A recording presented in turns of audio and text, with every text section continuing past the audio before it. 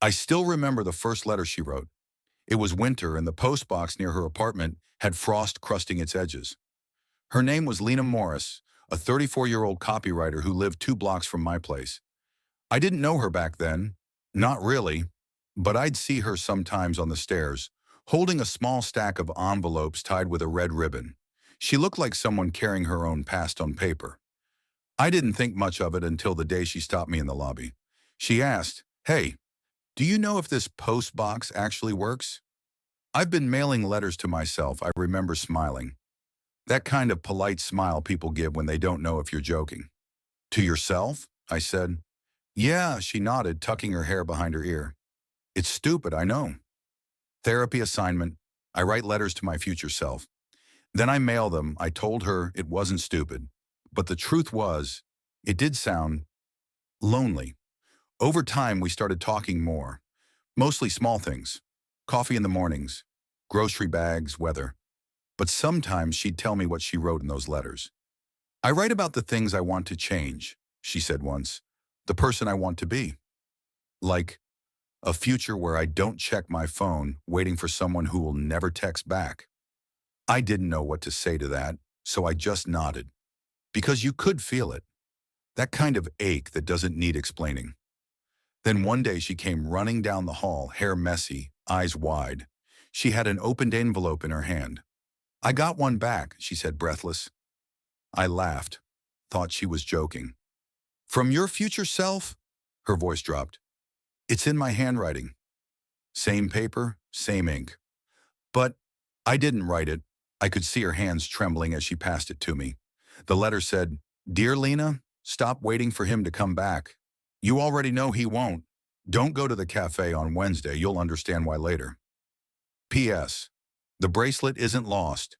Check the coat pocket."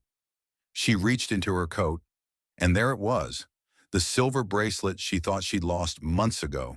I swear to you, I saw her face go pale like she'd seen a ghost. That night, she couldn't sleep. She called me around midnight, asked if I could come over. When I got there, her apartment was filled with papers, dozens of letters scattered across the floor, like a storm of words. Some unopened, some half-burned. She said, "I don't remember writing them. Not all of them. But look at this." She showed me another one, dated 3 months from now. "You'll finally learn the truth about him, and it will break you, but it will also set you free." I didn't know what to believe. Part of me thought she was playing some strange game, but the fear in her voice, the shaking of her hands, that wasn't acting. Over the next few weeks, Lena became obsessed. She stopped going to work, barely ate, just sat by the window waiting for the mailman. Every new envelope sent her into a spiral, like she was both terrified and desperate to know what was inside. One morning she called me again. Her voice was hoarse. "It happened," she said. "What happened?" "The cafe. The one from the letter she told me she had gone anyway, even though the letter warned her not to. And there she saw her ex, the man who had left her 2 years ago, sitting with another woman. The same woman she once thought was just his colleague. It wasn't the heartbreak that broke her. It was how accurate the letter had been. After that day, she stopped writing new letters, but the replies kept coming. Always in her handwriting, always knowing things no one else could know. Like the time her neighbor's cat went missing, and a note appeared the next morning that said, "Check the basement. You'll find her behind the dryer." And she did. It wasn't until March that I started getting worried for real. She showed up at my door one evening, holding a new envelope, unopened. Her voice cracked as she said, "This one's dated tomorrow." I told her not to open it. Maybe it was time to stop. But she said softly, "What if it's something important?" She sat on my couch, turned the envelope in her hands, then tore it open. Her face froze as she read. Then she whispered, "It says I won't be here tomorrow." For a second I thought I'd misheard, but she just sat there, staring at the paper, her eyes hollow. I asked her what it meant, but she didn't answer. She just said, "Maybe this is how I find peace." I didn't let her go home that night. I made her sleep on my couch. The next morning I brewed coffee early and looked over at her. She was still asleep, curled up, breathing quietly. I felt relief wash over me. But then the phone rang. It was her landlord, saying her apartment had caught fire in the middle of the night. An electrical short. If she'd gone home like she planned, she wouldn't have made it. That was the day she stopped doubting the letters. But it was also the day I started to. After the fire, Lena stayed with me for a while. She said her apartment smelled like ghosts now. That even after it was repaired, she couldn't walk past it without hearing something whisper her name. I tried to convince her it was trauma or shock, anything logical, but she just smiled faintly and said, "You still think logic explains everything, don't you?" Maybe she was right.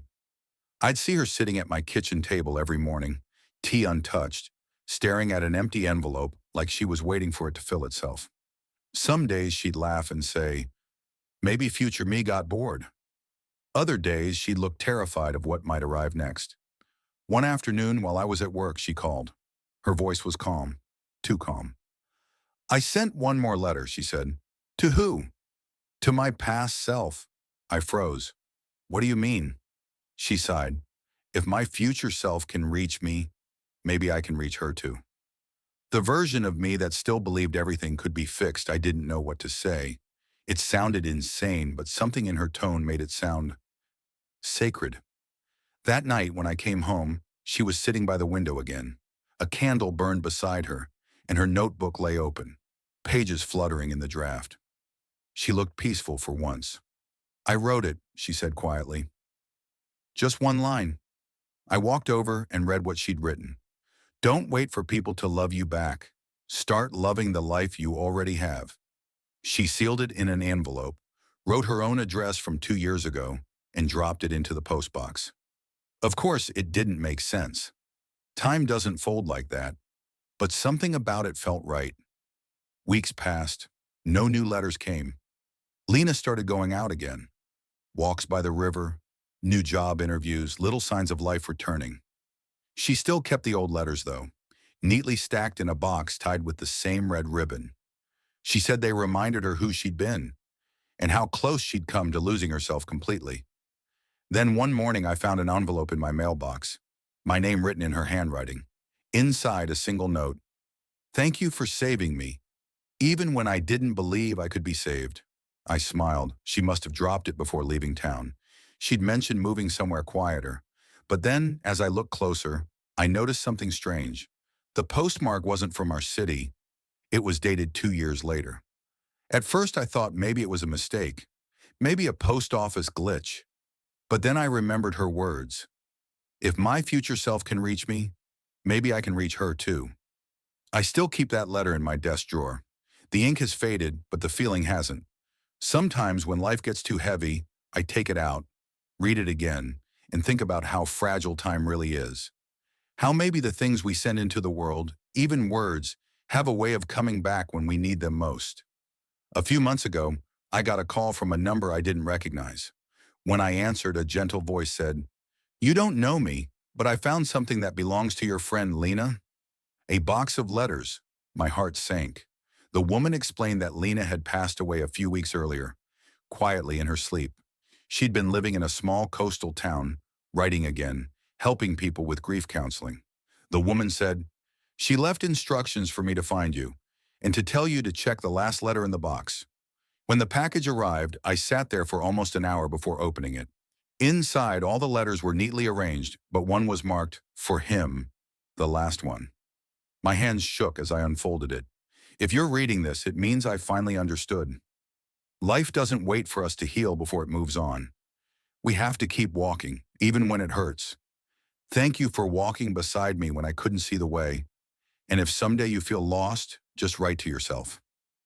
You'll be surprised who writes back. I sat there, staring at the ink smudges where her tears must have fallen. I didn't cry right away. I just let the silence fill the room. And for the first time, I understood what she'd meant all along. The letters were never from her future self. They were messages from the part of her that still believed in hope, traveling through time the only way they could. On paper, through faith, through love. Now sometimes I find myself doing the same thing, writing letters to a version of me I haven't met yet. The one who's stronger, calmer, maybe a little wiser. And I imagine he's out there somewhere, waiting by a mailbox too, wondering when my letter will arrive. If this story touched your heart, subscribe to Tale Story House for more stories that heal souls. Drop a heart if you believe words can travel further than time. Tell me in the comments, what would you write to your future self?